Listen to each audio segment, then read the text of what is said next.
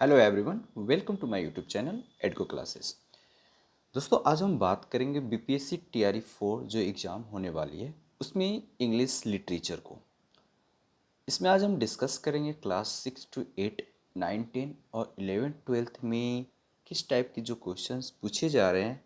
Previous जो BPSC TRE 2, TRE 3 में जो क्वेश्चंस पूछे गए हैं उसी को बेस मानते हुए टीआरई 4 के लिए आप सभी के समक्ष ये आपका आज का वीडियो होने जा रहा है। दोस्तों, इसमें हम लोग PYQ को डिस्कस करेंगे, प्रीवियस ईयर क्वेश्चंस पेपर को।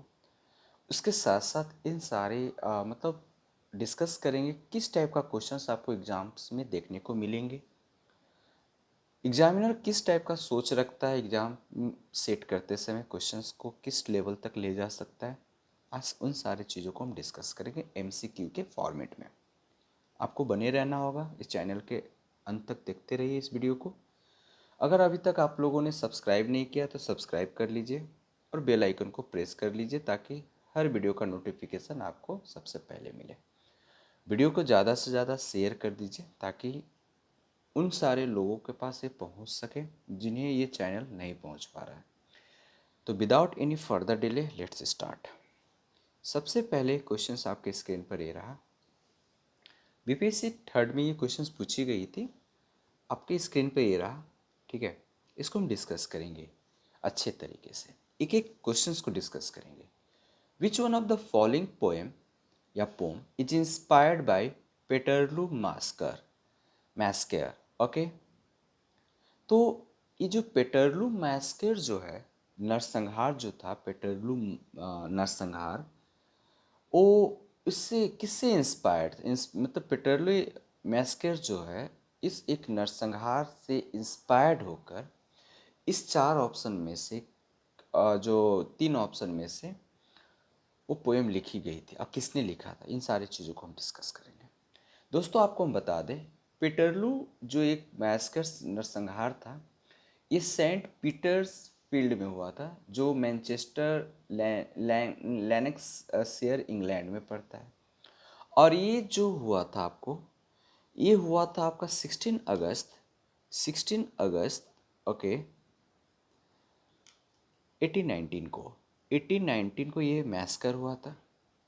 और इसमें 18 लोग 18 जो पीपल्स थे उस इनकी डेथ हो चुकी थी और लगभग 400 से 700 इंजर्ड हुए थे। ठीक है, और 60,000 के अप्रॉक्स पीपल जो थे इस आंदोलन में, मतलब यहाँ पर जो आखिर ये जो हुआ था यहाँ पर 60,000 के लगभग गैदरिंग पीपल हुए थे। ये मांग कर रहे थे reform of the parliamentary representation, यानी जो पार्लियामेंट्री रिप्रेजेंटेशन है उसकी सुधार की बात कर रहे थे। इसको लेकर यहाँ पर बहुत सारे 60,000 के अप्रॉक्स में लोग गैदर्ड हुए थे। और इसी बीच में ये दुर्घटना हुई थी, गोली चलाई गई थी, जिसमें बहुत सारे लोग मारे गए थे। 18 लोग मारे गए थे और 400 से 700 लोग जख्मी हो गए थे। अब इसी नरसंहार से इंस्पायर्ड होकर पीबी शैली ने एक पोम लिख डाली जिसको नाम था द मास्क ऑफ अनार्की। लेकिन इस मास्क का स्पेलिंग गलत है दोस्तों। मास्क का स्पेलिंग जो होगा, spelling MASQUE, mask. Okay, the mask of anarchy is the correct answer, option A.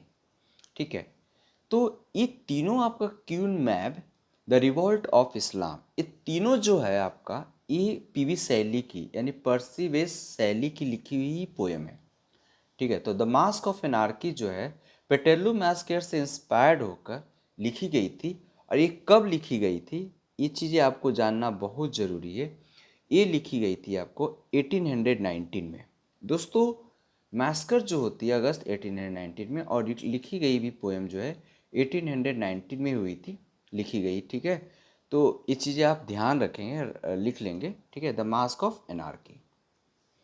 दूसरी तरफ बात करते हैं revolt of Islam. Revolt of इस्लाम भी जो दोस्तों ये आपका पीवी शैली की लिखी हुई पोएम है। ये 1817 में लिखी गई है। 1817 में ये पोएम लिखी गई थी और पब्लिश्ड की गई थी इसको 1818 में। 1818 में इसको पब्लिश की गई थी। इसकी जो टाइटल जब पब्लिश के टाइम में इसकी टाइटल लेओन एंड कैथाना रखा गया था, the revolution of the golden city.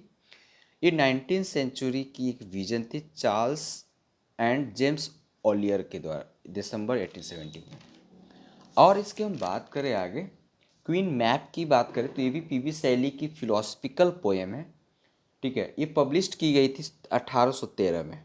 तो कभी कभी एग्जाम्स में ये भी पूछ ली जाती है कि क्रोनोलॉजिकल ऑर्डर में क्या करें, अरेंज करें। तो सबसे पहले queen map 1813, the revolt of Islam 1817, 18 में पब्लिश हुई थी। 1819 में the mask of anarchy.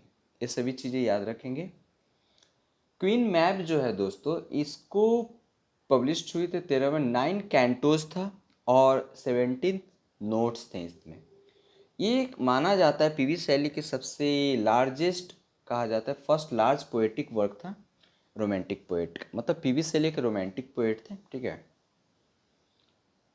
William, इससे क्वेश्चंस निकल के आते हैं, विलियम शेक्सपियर के वर्क, कौन से वर्क में क्वीन मैप को उन्होंने रेफरेंस दिया है, रेफरेंस टू क्वीन मैप, ठीक है।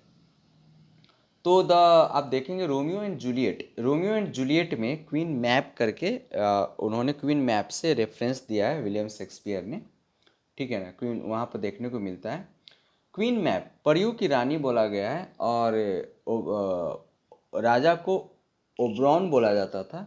विलियम शेक्सपियर ने ओब्रॉन के रानी को, वाइफ को टाइटेनिया भी बोला है, और कह सकते जूलियट को मर्क्यूटियो बोला है। तो इस सारी चीज़ों को आप डिस्कस करेंगे। तो ये तीनों जो है, the mask of anarchy, the revolt of Islam and Queen Mab, written by PV Shelley. 1813 Queen Mab, revolt of Islam 1817, 18 publish हुई थी, और मास्क ऑफ एनार्की 1819। ये सभी देख लेंगे। चलिए नेक्स्ट क्वेश्चन के ऊपर मूव करते हैं और देखते हैं क्वेश्चन नंबर 2। कह रहा है which one among the following poets had a resource to Lempriere is classical dictionary. तो दोस्तों इसका आंसर जो हो जाएगा जॉन किट्स। इसका आंसर जो होगा जॉन किट्स की हम बात करते हैं। लेम्प्रायर्स क्लासिकल डिक्शनरी जो है जॉन लेम्प्रायर के द्वारा लिखी गई थी, ठीक है। लेकिन जॉन, ऐसा कहा जाता है कि जॉन किट्स ने ये जो डिक्शनरी है, क्लासिकल डिक्शनरी, लेम्प्रायर डिक्शनरी, उनको कंप्लीट याद हो गया था, ठीक है। लिखने वाला का नाम था जॉन लेम्प्रायर, ओके। ये बिब्लियोथिका क्लासिका या classical dictionary containing a full account of the proper names mentioned in ancient author के बारे में लिखी गई है। इसको जनरली जाना जाता है John Lempriere and English classical scholar के रूप में, ठीक है। तो ये सभी चीज़ें याद रख लेंगे। तो आगे हम बात करते हैं। तो ये मतलब इस फैक्ट क्वेश्चन है कि क्लासिकल डिक्शनरी, लेम्प्रायर क्लासिकल डिक्शनरी को किसने लिखा? तो जॉन किट्स ने लिखा। दोस्तों क्वेश्चन नंबर 3 की तरफ मूव करते हैं। क्वेश्चन नंबर 3 ये रहा, which one of the following novel या novella deals with the social and industrial problem of mid Victorian England. Mid Victorian England में जो प्रॉब्लम था सोशल एंड इंडस्ट्रियल प्रॉब्लम, किस नोवेल्स में मेंशन किया गया? दोस्तों आपको बता दें, इसका आंसर होगा hard time, option A, hard time is the correct answer. आपको पता होना चाहिए कि hard time is written by Charles Dickens. Charles Dickens के द्वारा ये लिखी गई थी, ओके। चार्ल्स डिकेंस के द्वारा ये लिखी गई है आपका। ये 10th नोवेल था डिकेंस का। ये कितना नोवेल था? 10वां नोवेल था डिकेंस का, जो पब्लिश की गई थी 1854 में। याद रखेंगे 1854 में द हार्ड टाइम पब्लिश की गई थी।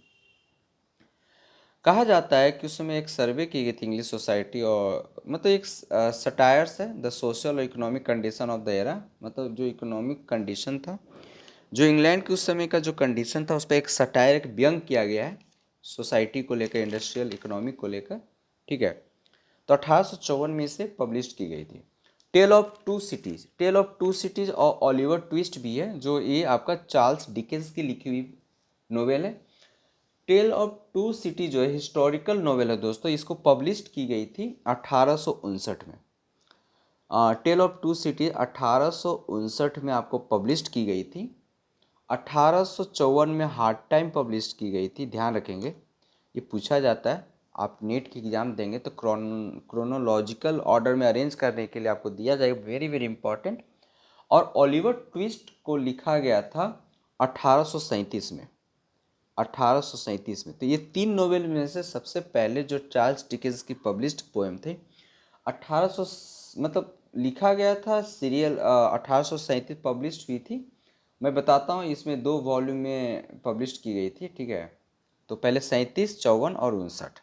37 वाला 38 और 39 भी दिया जाता है, इसमें हम देखेंगे। पहले हम लोग डिस्कस कर लेते हैं हार्ड टाइम को। तो हार्ड टाइम को सेट किया एक सटायरिकल पोएम है जो उस समय मतलब पोएम नहीं मतलब नोवेल है जो आपको पब्लिश्ड, जो वहाँ का इकोनॉमिक कंडीशन और सोशल पर व्यंग किया गया था, सटायर किया गया है। इसको लंदन और पेरिस में इसका सेटिंग जो है आपका लंदन और पेरिस में देखने को मिलता है। फ्रेंच रिवॉल्यूशन के टाइम में जो पेरिस है वहाँ पर फ्रेंच रिवॉल्यूशन के टाइम ये देखने को मिलता है। ओलिवर ट्विस्ट जो है आपका, ये चार्ल्स डिकेंस के ही द्वारा लिखी गई है। इसको पब्लिश्ड किया गया था आपका 3 वॉल्यूम में 1838 में, ठीक है। इसको लिखा गया था एज ए सीरियल के रूप में 1837 से 39 तक लिखी गई थी, ठीक है। स्टोरी जो है एक ये टाइटुलर ऑर्फन के बेस पर एक स्टोरी है, ठीक है। जो मतलब एक अपने अपने आप को एक सही कंडीशन मतलब एक रेज करता है, workhouse escape to London, वहाँ से भाग जाता है। Where he meets a gang of juvenile, और वहाँ से भागने के बाद वो एक गैंग से मुलाकात करता है और जुवेनाइल पिक पॉकेट जो पॉकेट मार होता है। मतलब इस तरीके से इसका स्टोरी है, आप देख सकते पढ़ सकते हैं, ठीक है। तो ये याद रखेंगे कि हार्ड टाइम 1854, ओलिवर ट्विस्ट 1837 से 38, 39 भी आएगा ऑप्शन में तो मार सकते हैं। और टेल ऑफ टू सिटीज आपका जो रहा है आप 1859 में। चलिए क्वेश्चन नंबर 4 की तरफ मूव करते हैं। क्वेश्चन नंबर 4 ये रहा आपकी स्क्रीन पर। In which one of the following poems the idea of war is most expressive. दोस्तों इसमें से वॉर एक्सप्रेसिव जो है, वॉर की आइडिया को ज़्यादा से ज़्यादा एक्सप्रेसिव कौन पोम करता है? तो Waste Land, the waste TS. Eliot की लिखी हुई काफ़ी फेमस और one of the most 20th century की एक इंग्लिश लैंग्वेज पोएम माना जाता है, ठीक है, टी.एस. इलियट। इसको और वेस्टलैंड की अगर हम बारे में बात करते हैं तो इसको पब्लिश्ड की गई थी 16 अक्टूबर 1922 को पब्लिश्ड की गई है। जस्ट अगर देखा जाए वर्ल्ड वॉर जो फर्स्ट हुआ था उसके जस्ट तुरंत बाद, तो कह सकते हैं कि वॉर को लेकर काफ़ी ज़्यादा इसमें एक्सप्रेशन देखने को मिलता है, ठीक है। इसको दो दो जगह पर पब्लिश्ड की गई थी। ये जो आपको डेट मैंने बताया ये यूके का है, और दूसरी जो डेट था 20 अक्टूबर को, 20 अक्टूबर 1922 को ये यूएसए में, US United state of America में पब्लिश की गई थी। यानी 20 अक्टूबर 1922 को अमेरिका और 16 अक्टूबर 1922 को इंग्लैंड में पब्लिश की गई थी। इसमें 434 लाइन्स हैं, 434 लाइन्स आपको देखने को मिलेंगे, ठीक है। ये सबसे पहले यूनाइटेड किंगडम में देखने को मिला था, ठीक है, इलियट्स मैगजीन में, जो मैगजीन का नाम था criterion, and the United states में ये मतलब द डायल में पब्लिश किया गया था। जो यूनाइटेड स्टेट में जो पब्लिश की गई थी, दोनों इलियट का ही मैगजीन था, लेकिन वो द डायल में पब्लिश की गई थी, और जो इंग्लैंड में पब्लिश की गई थी द क्राइटेरियन में पब्लिश की गई थी, ठीक है। इस तरीके से इसका जो अगर फेमस फ्रेज की अगर हम बात करें, 2 फेमस फ्रेज है। अप्रैल इज द क्रूलिएस्ट मंथ, बहुत फेमस फ्रेज है। एक और फेमस फ्रेज है, I will show you fear in a handful of dust, ये देख लेंगे आप, ठीक है। और एक और जो इसका फेमस फ्रेजेस देखने को मिलता है, दिस फ्रैगमेंट आई हैव सोड अगेंस्ट माई रून्स, इस तरीके से। जस्ट द वेस्टलैंड का और बहुत सारे, इसको 5 सेक्शन में डिवाइड किया गया। The first section the burial of the dead, second a game of chess, third the fire sermon, fourth death by water, and fifth what the thunder said. इस तरीके से चीज़ें 5th जो है चैप्टर में इसको डिवाइड की गई है, सेक्शन में डिवाइड किया गया। दोस्तों यहाँ पर हम बात करें the murder in the cathedral and the elder statesman, ये तीनों जो है आपका टी.एस. इलियट का ही लिखा गया है, टी.एस. इलियट का। अब यहाँ पर क्वेश्चन आता है क्रोनोलॉजिकल ऑर्डर में अगर अरेंज करने की बात करी जाएगी तो सबसे पहले आप देखेंगे द वेस्टलैंड आपको पब्लिश की गई है 1922 को। Okay, murder in the cathedral अगर देखा जाए एक ड्रामा है, ठीक है, ये 1935 में पब्लिश की गई है, परफॉर्म किया है 35 में और पब्लिश्ड भी आपका 1935 में ही किया, 1935 में किया गया है, ठीक है। ये एक मतलब कह सकते हैं एक पोर्ट्रे है the assassination of the arc bishop Thomas Beckett का, उनका असैसिनेशन कैसे होता है उसके बेस पर, ठीक है, तो आप पढ़ सकते हैं। दूसरी अगर हम बात करें द एल्डर स्टेट्समैन को, तो इसको पब्लिश किया गया 1958 को, 1958 को। ये भी एक प्रकार का प्ले है, इसको परफॉर्म किया गया था 1958 को, पब्लिश किया गया था 1959 को, ठीक है, ध्यान रखेंगे। तो क्रोनोलॉजिकल ऑर्डर में देखा जाए तो the Waste Land 1922, murder in the cathedral 1935 and the elder statesman 1958 to 59। Okay, तो इस तरीके से चीज़ें आपको देखने को यहाँ पर मिलेंगे, ठीक है। चलिए अब हम क्वेश्चंस आगे की तरफ मूव करते हैं और देखते हैं नेक्स्ट क्वेश्चन की तरफ। Question number 5, in which one of the following novel aesthetical theory has been expounded. Aesthetical सुंदरता से रिलेटेड है एस्थेटिकल थ्योरी, मतलब इस चारों में से आपको किसमें किसमें एस्थेटिकल थ्योरी देखने को मिलता है। एक्सपाउंडेड का मतलब होता है एक्सप्लेन, मतलब किया गया। तो दोस्तों आपको मालूम होना चाहिए जो तीनों जो आपको नोवेल देखने को मिलता है मतलब एनिमल फार्म को छोड़कर, the portrait of the artist as a young man और डबलिनर्स और portrait of the artist as a young man, आपको मालूम होना चाहिए जेम्स जॉयस की लिखी हुई पोएम है, ठीक है। तो जेम्स जॉयस की अगर हम बात करें, the portrait of the artist as a young man एक पोएम नहीं है दोस्तों, एक ये आपको नोवेल है, ध्यान रखेंगे।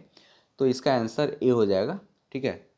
तो ये आयरिश राइटर थे, the portrait of the artist as a young man जो लिखा गया था जेम्स जॉयस के द्वारा, ठीक है, आप लिख सकते हैं James Joy, okay Joyce, okay James Joyce के द्वारा लिखी गई थी ये। और ये आयरिश पोएट है, सॉरी आयरिश नोवेलिस्ट रहे हैं। ये पब्लिश्ड जो हुई थी 29 दिसंबर 1916 को, 1916 को ये पब्लिश्ड हुआ था, ठीक है, ध्यान रखेंगे। 29 दिसंबर 1916 को यह आपका पब्लिश्ड हुआ है, जेम्स जॉयस के द्वारा ये लिखी गई है, the portrait of the artist as a young man. अगर हम बात करें तो ये आपका एक मॉडर्निज्म नोवेल है। इसकी सेटिंग अगर रखी गई डबलिन और क्लोंगोवेस वुड कॉलेज में रखी गई थी इसकी सेटिंग, ठीक है। तो हम लोग देखेंगे आगे।